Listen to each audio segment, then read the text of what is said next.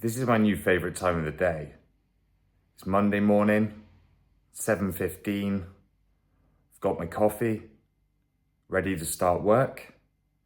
As my incredibly well edited montage will show, I've been to the gym, got my exercise done for the day.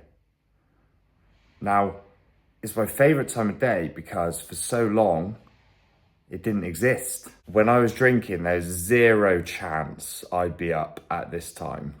Which brings me on to the first benefit of being sober, and that is you get a lot more time. Now let's be really generous to my former self and say that I got up at 7 o'clock.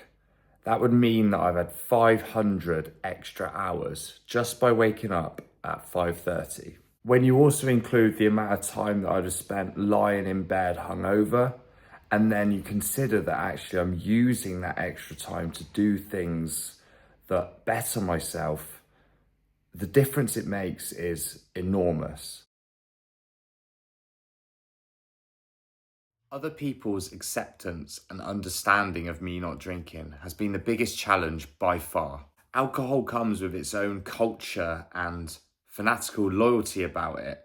And when you step outside of this world, people question your decision. But it's not only what people say that makes it a challenge. It's the actual fear of telling people in the first place. That was actually more of a challenge than what people said. The perceived vision of what I thought it would be like was much worse than what actually happened. Yes, some people said I was boring. Yes, some people pressured me to just have one, but it wasn't actually as bad as my mind said it was going to be. And it just got easier over time. People got used to it and got bored of making fun of me. A year in, and I don't think twice about going to those social occasions and not drinking. It's become normal for me and for others. My main message here is stay strong, push through it, it gets easier, and it's never as bad as your mind tells you it's going to be. Consistency has always been a challenge for me, but I've managed to find that with alcohol out of the picture. Daily action doing hard, valuable things are starting to compound, and I'm seeing massive gains. Those 5 a.m. wake-ups have meant I've been seeing all kinds of PBs in my running. I've managed to finally take the leap and become self-employed, running my own business. And that extra training and work has not impacted other areas of my life, such as my relationships. They're all still thriving. More time plus more consistency equals better outcomes. Imagine where I'll be next year. It wasn't until I quit alcohol that I realised I was more mentally dependent on it than I first realised. I was also very dependent on it in certain situations. In the first couple of months, the fact that I was not drinking was always on my mind. It consumed it. So I ended up watching countless YouTube videos and reading all the blogs there are on the internet just to understand that there were better days ahead of me and really become an expert in the field. It just showed that it was clearly more mentally dependent than I first thought. Just going through my day-to-day was fine, but when I came to situations that I'd usually drink at, such as going to bars, going to weddings, it was tough to get to a point where I stopped thinking about it and just was able to fully enjoy myself. But I kept pushing through it, and eventually I got to that point where those situations were fun without alcohol. Message is the same. Stay strong, it gets easier, and there's loads of resources out there to help you, including this channel, of course. This could be the single biggest reason why I never drink again. The very thought of having a hangover puts me off picking up that first beer. In my early 30s, I've realised that the trade-off between that good feeling of being tipsy or drunk compared to the feeling you get and the length it lasts for with a hangover is not worth it at all. This could be a simple way of saying I've finally grown up. Having more time and no drinking to fall back on can lead to periods of boredom. I used to use alcohol as a way to shut off the mind and not have to deal with the boredom. But now that's not an option. I've got to find new things to do, such as walking and learning. In the first 6 months, I did struggle with this. And that's another reason why this channel exists. It was something to do. But you will get better at dealing with boredom. And as long as you can resist the urge to fill that time with alcohol, you might find you fill it with another more productive habit. So guess what? Stay strong, push through it. It does get easier, and it's okay to be bored.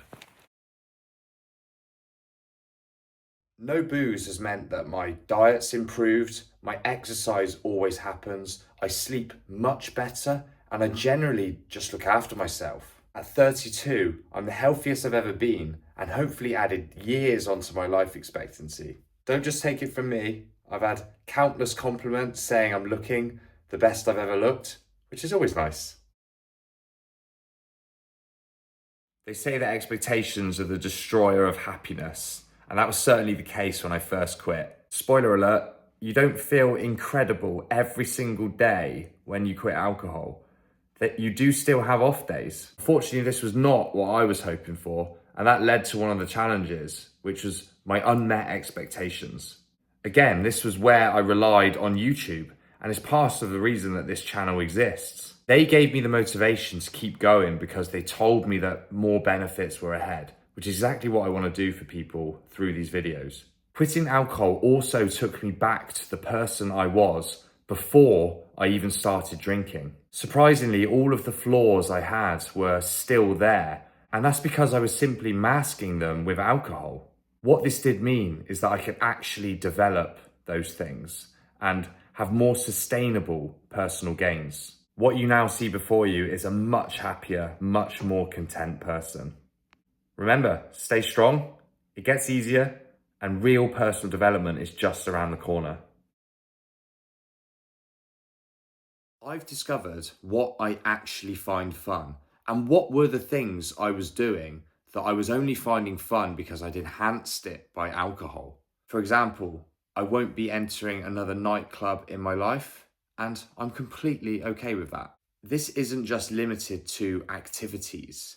It also includes people. I've become much more selective about the people I spend my time with. And yes, that does mean I see less people. But the people I choose to see are the ones that genuinely give me energy and I genuinely like. And I've also realised that I'm much more introverted and satisfied with my own company than my drinking persona would have had me believe. It goes without saying that when you're not drinking alcohol, you need to find something else to drink. And at the beginning, I wasn't quite sure what to order now that I didn't have my go-to pint of beer. Nothing felt quite as satisfying. A year in, and when I go out, I mostly drink 1 or 2 alcohol-free beers and water. But then I have got a list of backups that I can go to. As you should well know by now, stay strong, it gets easier, and actually soft drinks taste nicer. If you've recently quit or can remember your first year without alcohol, let me know in the comments what your top 5 benefits and challenges were. And subscribe to the channel to see how year 2 goes for me.